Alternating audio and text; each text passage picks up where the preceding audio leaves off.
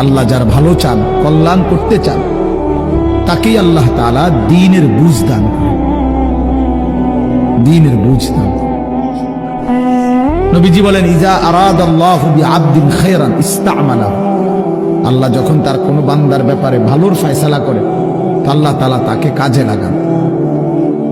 সাহাবীরা জিজ্ঞেস করছে, কিভাবে কাজে লাগায়?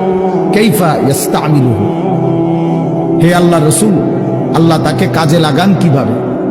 তো নবীজি বলেন, ইউওয়াফিকুহু লিআমালিন ক্বাবলাল মাউত, আল্লাহ যাকে ভালো চান তাকে মৃত্যুর আগে আগে নেক আমল করার তৌফিক দান করেন।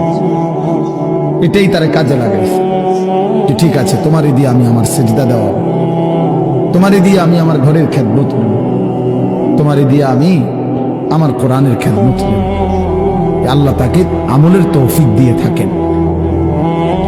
তাইলে এই জন্য বললাম, এটা সব সময় মনে রাখবে, আল্লাহর দেওয়া তৌফিক ছাড়া বান্দা নামাজ পড়তে পারে না।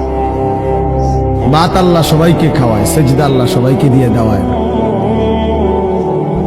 দুনিয়ার প্রয়োজন আল্লাহ সকলের প্রয়োজন পূরণ করে, জন্তু জানোয়ার, কুকুর, বিড়াল, সাপ, বিচ্ছু